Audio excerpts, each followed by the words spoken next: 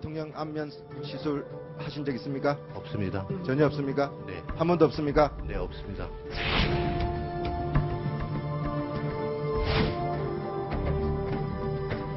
저는 미처 파악하지 못했습니다.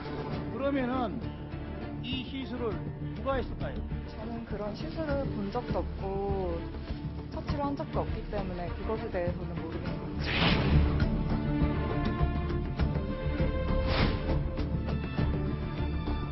이거를 한 사람이 아무도 없다면은 이걸 유령이 한 겁니까? 본 적이 없습니다.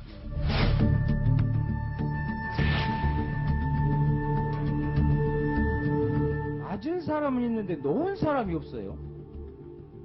이게 그럼 지금 제3자는 도대체 누구냐 하는.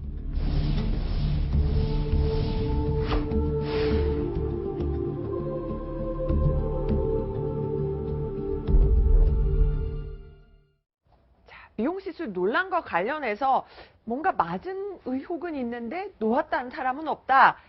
정말 청문회가 지난 3차 청문회가 그렇게 진행이 됐습니다. 그런데 지금 한 명 관련돼서 이 의혹에 대해서 알고 있는 한 명이 바로 20일 청문회에 나옵니다.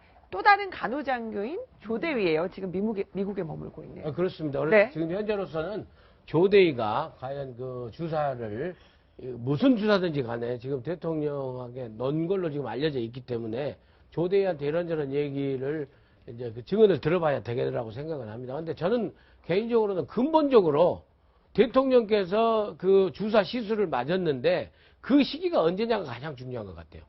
그 시기가 언제인가, 그리고 진짜로 맞았는가 안 맞았는가. 최근에 세월호를 중심으로 해서 이렇게 유족들과 만나고 이렇게 4월부터 5월 사이에 맞았는 그 시술을 했는가 안 했는가, 그것도 굉장히 중요한 거거든요. 그러니까 그 이전에 그 이후에 맞았으면 사실 우리의 관심 대상이 별로 안 됩니다. 네. 그렇지만은 그것도 이제 관심 대상이 되지만 제일 중요한 것은 세월호 참사를 전후로 해서 대통령께서 정말 저 경황이 없는 상황 속에서 필러 주사를 맞고 그걸 은폐하려고 했다. 이것은 정말 국민적 공분을 살 일이죠. 그런 점에서 조대위에 지금 전부 다 부인을 하고 있기 때문에 의혹을, 조대위의 증언이 가장 중요하다고 봅니다. 일단. 근데 그날 뭐 조대위는 이미 언론과 인터뷰했잖아요. 그런 사실 없다고 얘기를 했기 때문에 사실 조대위가 나와도 뭐 그건 뭐 밝혀질 수 없는 사안이라고 봐요. 그런데 네. 이제 청문회를 보면서 심증이 있는데 물증이 없는 거예요. 예. 예를 들어서 지금 가장 의혹을 받을 수 있는 게 김영재 원장이거든요. 예. 근데 김영재 원장은 사실 뭐 언론 보도에서도 나왔지만 그 이중장부를 작성하고 예. 특히 프로포폴과 관련된 향정시성 그 부분에 대해서는 뭐 강남 보건소에 제출한 것 자체가 이중으로 작성하고 그 전 건 다 파쇄했다. 그래서 네. 파쇄에 대한 어떤 다 맞춰가지고 그런 것도 나왔었는데 여러 가지 많이 의심을 받고 있죠. 더군다나 청와대를 자기의 부인과 가서 5번이나 갔다 오고 그렇죠. 본인 입으로. 처음도 뭐 2번 갔다 왔다 5번 갔다 7번 갔냐 그것도 이제 불분명한데 예. 청와대에 들어가서 1시간에서 2시간 동안에 박근혜 대통령은 뭐 피부를 틀어보라고 화장품에 대해서 얘기했다고 하는데 박근혜 대통령은 혼밥을 드시는 분이에요. 그래서 누구하고도 같이 있는 걸 싫어하는 분이 과연 김영재 원장이 특히 저녁에 늦게 들어와서 1시간, 2시간 동안 얘기를 했다?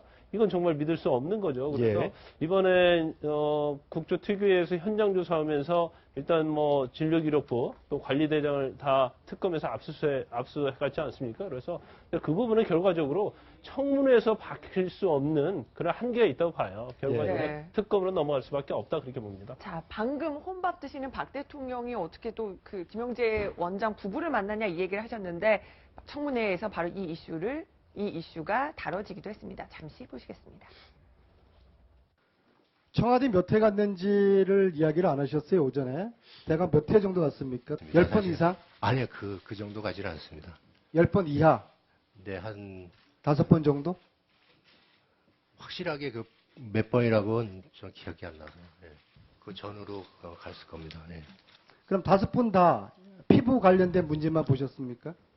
한 번은 저희가 화장품을 저희 걸 아까 공급해서 쓰고 계시는데 그 트러블이 났다고 그러셔가지고 그렇게 해서 그러니까 5번 다 피부 관련된 문제만 보셨습니까? 네. 그리고 얼굴이 많이 부으셔가지고 또 혼자 갔어요? 누구 동반했습니까?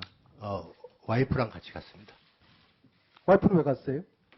와이프는 그 색조 화장품인가 이런 거를 좀 여성이니까 잘 모르고 계시니까 그런 걸 사갖고 같이 설명드리고 그랬습니다. 근데 이제 시술을 했는지, 그러니까 4월 16일 특히 이제 세월호 참사 당일인 2014년 4월 16일 날 시술이 있었는지 주사 처방이 있었는지는 알 수가 없습니다만 김영재 원장, 의혹의 중심에 있는 김영재 성형외과 원장은 뭐 그날 알리바이가 있다. 나는 아침에 장모를 진료하고 오후에 골프를 치러 가서 거기에 대한 고속도로 통행료도 있다고 했고 뭐 등등 했는데 고속도로 통행료가 가고 온 영수이 다르고 금액이 다르다. 또 그 장부에 적어놓은 사인이 달라서 논란이 되고 있지 않습니까? 사인에 뭐 김자인데 분명히 우리가 화면으로 확인할 수 육안으로 확인할 수 있는 것처럼 그렇죠. 김이 다르거든요. 네네. 근데 이런 부분에서 알리바이가 좀 깨지고 있기 때문에 네. 그렇다면 4월 16일 날 혹시라도 청와대에 들어간 것이 아니겠느냐라는 의혹이 낳는 겁니다. 그런 의혹은 충분히 있죠. 근데 문제는 지금 이제 국정위원 이제 특위위원들은 결국에 김영재 원장한테 대해서도 그 시술, 예. 이 시술에 대해서 지금 의혹을 갖고 있는데 네. 또 다른 한편에 우리가 볼만한 대목이요. 세월호 당일날 들어갔으면은 최순실 씨가 136회나 맞았던 그 프로포폴을 네. 최순실 씨가 다 맞은 게 아니라 이 김영재 원장이 그 중에 몇 개는 다른 데다 사용했을 가능성이 있다. 빼돌렸다. 예, 빼돌렸다. 그래서 그 빼돌리는 용체가 만에 하나라도 대통령이 아니냐 이런 의혹을 사실은 가질 수가 있거든요. 근데 지금 현재 김영재 원장한테는 그 프로포폴 136에는 다 최순실 씨가 맞은 걸로 보고 시술을 갖다가 지금 한 걸로 계속 의혹을 제기하고 있는데 저는 좀 그 부분이 좀 더 살펴봐야 할 대목이 아닌가 저는 그렇게 또 한 생각합니다. 가지가 있습니다. 지금 사실 지금 얘기 안 나왔지만 네. 왜 이 신보라 전 대위가 예.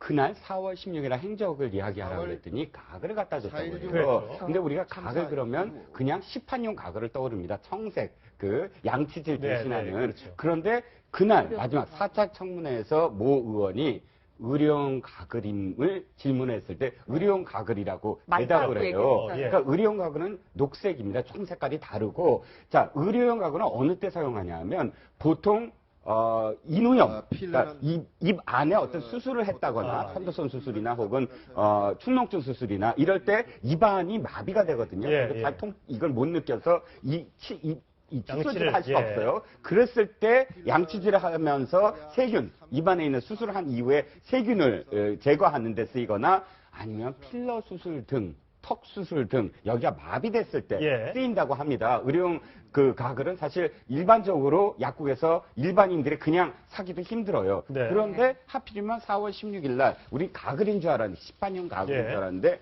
왜 의료용 가글을 갖고 갔을까도 사실은 아직도 의혹으로 남아 있는 거죠. 일단 뭐 대통령이 필러나 뭐 보톡스를 맞았다, 아니면 뭐 태반 주사 맞았다, 뭐 그걸 전제로 얘기를 한다고 한다면 결과적으로 세 명이에요. 김영재 원장, 김상만, 조혜옥 대위거든요. 김영재 원장은 이제 성형이잖아요. 성형 부분에 대해서 반드시 알고 있을 거라 보고요. 그다음에 김상만 원장 같은 경우는 이제 태반이랄지 그런 부분이잖아요. 그런데 태반 그 주사 자체를 박근혜 대통령 손에 쥐어졌다는 거거든요. 그리고 나왔다는 거거든요. 자기는 놓지 않고. 근데 김상만 원장이 또 채널A 보도를 보고는 그분은 주사를 놓을지 모르십니다. 또 이렇게 알려왔어요. 그런데 박근혜 청문회에서는 박근혜 쥐어줬다고 그러잖아요. 네, 손에. 그 얘기는 그렇다면 분명했습니다. 누군가가 놔줬을 거라고 한다면 조혁 대위밖에는 놓을 사람이 없다는 거죠. 이게 그래서 이제 물론 그 맞은 걸 전제로 하는 얘기입니다. 그렇다고 한다면 결국 김영재, 김상만, 조혁 이 세 명이 키를 쥐고 있는 거예요. 그런데 청문회 보면서 느낀 점이 김영재 원장이 너무나 이렇게 모순된 진술을 많이 하고 그다음에 아까도 말씀드린 것처럼 4월 16일에 대해서도 사실 관리대장에 김이라고 사인했는데 그 사인 자체도 내가 한 게 아니고 간호사가 했다고 했다가 나중에는 내가 했다고 또 이렇게 주장하는 네. 아주 계속적으로 말이 바뀌는 그런 상황을 가지고 있기 때문에 김영재 원장이 완전한 키맨인데 그걸 밝히지 않고 있지 않나 이제 그런 의혹이 있을 수 있는 거죠. 특히 조 간호장교의 경우에 그 태반이나 이런 거를 놓은 적이 있느냐 그랬더니 그거는 의료상에 기밀에 해당하기 때문에 말할 수 없다. 그러니까 아니다라고 대답을 안 했다는 부분이 그렇고요. 분명한 거는 뭘 하긴 한 게 아닌가. 왜 시원하게 아무것도 안 했다든지 관저에서 재택근무를 했다든지라고 답변을 못하는 것을 보면 뭘 하긴 했다라는 것하고 그 다음에 이제 김영재 의원에 대해서 이제 여러 가지 그 사실과 다른 말도 하고 그렇기 때문에 의심은 하는데 지금 보면은 여러 가지 의혹이 각각으로 나오거든요. 한쪽에서는 뭐 미용사가 들어와서 뭘 했다. 한쪽에서는 성형외과 의사가 들어와서 뭘 했다. 또 다른 쪽에서는 뭐 김상만 해가지고선 또 뭐 호르몬 계통 이렇게 나오는 것은 아직까지 분명하게 우리가 알 수 있는, 심증적으로 다 알 수 있는 건 없지만 분명히 뭘 했다, 뭔가를 은폐하고 싶어 한다라는 사실인 것 같습니다. 그렇지 않으면 왜 시원하게 이 세월호 7시간에서 오전 부분에 대해서만 얘기하면 되는데 예. 아직까지 밝히지 않고 또 경호실에 대한 그 청문위원들의 조사에 응하지 않는 걸 보면 뭔가가 있다. 이거는 맞는 것 같습니다. 네. 22일 5차 청문회에 주목하는 이유, 바로 우리 여러분들이 제기해 주신 이 의혹에 대해서 청문위원들이 반드시 밝혀줘야 될 대목인 것 같습니다. 네 분 말씀 여기까지 듣겠습니다. 고맙습니다. 고맙습니다.